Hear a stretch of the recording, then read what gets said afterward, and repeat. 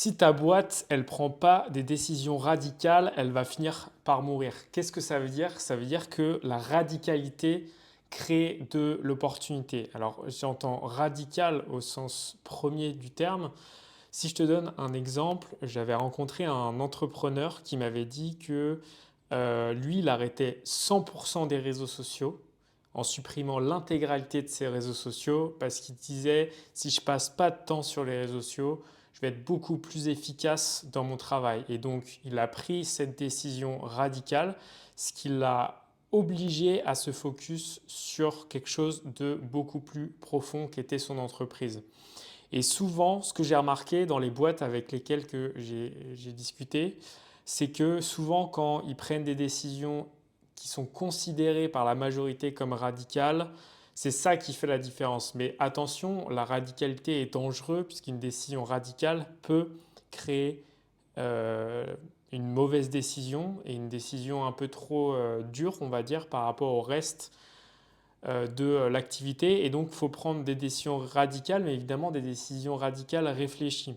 Je te donne un autre exemple. Par exemple, Netflix, quand tout le monde proposait des DVD dans les machines à DVD, je ne sais pas si tu as connu ça, mais en tout cas, moi j'ai connu ça, où tu allais louer des DVD dans des machines.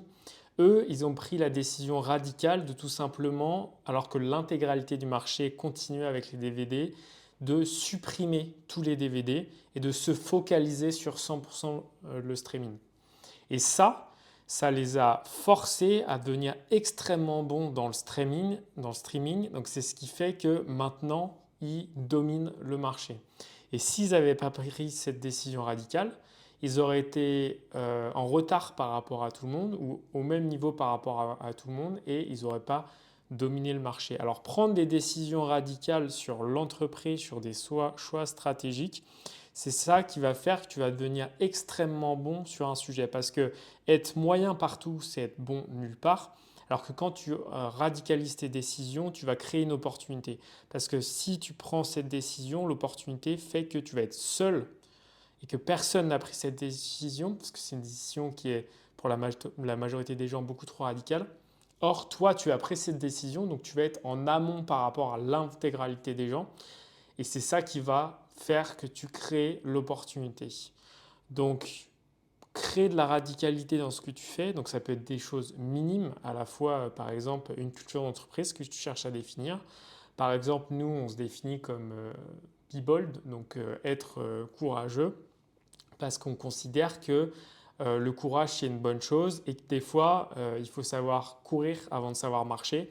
Et c'est ça qu'on met en avant. Or, dans beaucoup de boîtes, le courage n'est pas une valeur. Par exemple, si je te prends une centrale nucléaire, prendre des risques démesurés dans une centrale nucléaire, c'est une très mauvaise idée. Donc ça peut être de la radicalité minime, notamment dans la culture d'entreprise, et de la radicalité qui englobe toute l'entreprise, comme notamment Netflix quand il décide de supprimer l'intégralité de son marché pour se focus sur un truc.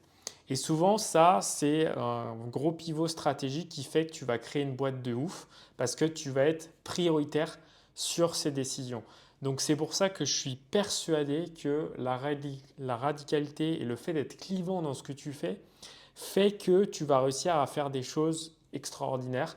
Et c'est l'un des piliers, pardon, des boîtes les plus dingues, les plus extraordinaires. Et quand tu regardes la majorité des boîtes, à chaque fois, comme Facebook, enfin, dans les GAFAM par exemple, ou autres, dans les grosses boîtes tech dans la Silicon Valley, à un moment donné, ils ont pris des décisions radicales qu'ils ont assumées.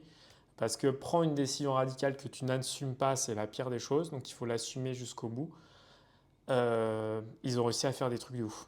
Alors c'est dangereux, parce qu'évidemment, c'est un risque extrêmement important. Par exemple, si tout le monde avait été resté sur le DVD et que personne s'intéressait à l'Internet, ce qui n'a évidemment pas été le cas, bah, ça aurait pu tuer Netflix. Mais par contre, cette radicalité fait de toi le dominant sur le marché. Et c'est ça qui fait que tu gagneras in fine et que tu feras une boîte de ouf. Salut à toi!